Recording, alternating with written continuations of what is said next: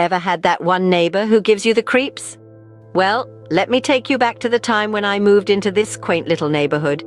It was peaceful, serene, and everything you'd imagine a perfect suburbia to be. But, like they say, every rose has its thorn. My neighbor, Mr. Creepy, as I like to call him now, was one such thorn. He was a quiet man, mostly kept to himself, but he had this unsettling aura about him, a vibe that would make your skin crawl. His eyes, they were always shifty, always darting, always watching, especially when my wife was around. The first few days we brushed it off. He's probably just lonely, we thought, a recluse who's lost in his world. But then, things started getting weird. Whenever my wife would step out to tend to her garden, I'd notice him. He'd be there, standing by his window staring. His gaze was relentless, almost predatory. It was as if he was studying her, memorizing her every move. My wife, bless her heart, she tried to be polite. She'd wave at him, flash her warmest smiles, but he'd just stand there staring, his face void of any emotion. His cold, unblinking eyes never strayed from her. It was unnerving, to say the least. We tried talking to him, inviting him over for dinner, hoping that maybe, just maybe, he was socially awkward and needed a friend. But he declined, politely, yet firmly. He preferred his solitude, he said, but his eyes, they never left my wife. The days turned into weeks and the weeks into months. The staring continued, and so did our discomfort. We considered moving, but then decided against it. After all, he was just a strange old man. What harm could he do? But as I would soon find out, we were terribly wrong. Our unsettling neighbor wasn't just a harmless old man, he was something far more sinister. And this, my friend, was just the beginning of a nightmare we never saw coming. One day, my wife disappeared. The words still echo in my head, the memory as fresh as if it had happened yesterday. It was a day like any other. The sun was shining and the birds were singing, but the normalcy vanished when I found our home empty, her belongings still untouched. I remember the fear that gripped me, cold and unyielding. It was a fear that gnawed at my insides, a relentless beast that refused to be tamed. I remember the feeling of my heart pounding in my chest, each beat echoing the seconds that turned into hours, each hour bringing with it a growing sense of dread. My mind was a whirl of questions. Where could she have gone? Why hadn't she left a note? Was she in trouble? The questions were endless, each one more terrifying than the last. I called the police, my voice shaking as I struggled to explain that my wife, my partner, my love was missing. The police were sympathetic, but their reassurances did nothing to quell the fear that had taken root in my heart. I remember the endless wait, the agonizing hours that stretched into days. Each passing moment was a torture, each second a reminder of the emptiness that had taken hold of my life. During this time, I noticed something. Our neighbor, the one who'd always been a bit off, was acting stranger than usual. I'd see him at odd hours, his gaze lingering on our house for a bit too long. His usual aloofness had given way to an unsettling interest. It was as if he was watching, waiting for something. I tried to shake off the feeling, tell myself it was just the stress, the fear playing tricks on my mind.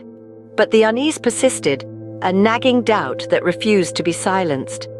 I felt a chill run down my spine every time I caught sight of him, an instinctual warning that something was very, very wrong. And then I found something horrifying. In the dead of night, I saw him burying something in his backyard. I remember the night like it was yesterday. It was colder than usual, with a biting wind cutting through the quiet, a perfect backdrop for the chilling scene that unfolded before my eyes. He was a shadowy figure, my neighbor, moving with an urgent haste that was out of character. He was usually a slow, methodical man, but that night he was frantic, almost desperate. I watched from my bedroom window, curiosity piqued, as he dug a hole in his backyard, his movements jerky, his face obscured by the dim porch light. The eeriness of the situation gnawed at my gut.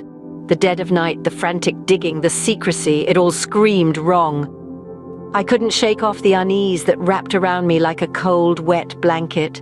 Later that night, when the lights in his house were extinguished, I decided to investigate. Adrenaline fueled me, fear and curiosity battling within me as I sneaked into his backyard. The freshly turned earth was cold and damp under my fingers as I dug into the shallow grave. And then I found it. A piece of fabric, Not any fabric, but a familiar one. It was a piece of my wife's dress, the one she was wearing when she disappeared. The same dress she loved, now torn and stained with what looked like dried blood. The world around me spun as I held that torn piece of fabric. My heart pounded in my chest, each beat echoing the horrifying realization that dawned upon me. The sickening fear that had been gnawing at me now roared in my ears. My wife, my beautiful wife, was she buried here?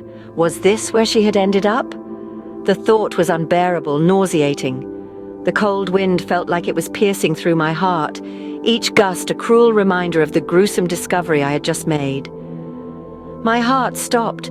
I knew something terrible had happened.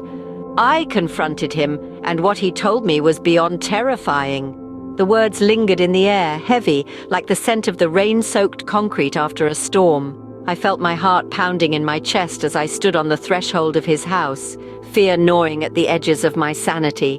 His eyes, oh God, those eyes. They were a void, a black hole that sucked the life out of everything it touched.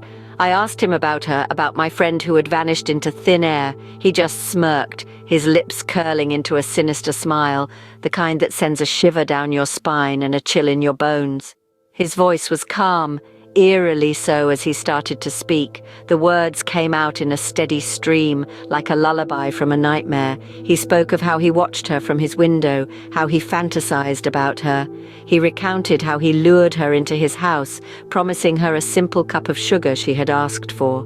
He told me how he killed her, his tone devoid of any remorse, any hint of guilt. He described her struggle, her pleas for mercy, and how he silenced them forever. The way he savored every word, every gruesome detail was sickening. It was as if he was reliving the moment, basking in the horror he had unleashed.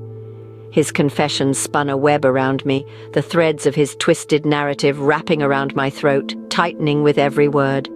My mind screamed at me to run, to escape from this house of horrors, but my feet were rooted to the spot, ensnared by the macabre tale he was weaving.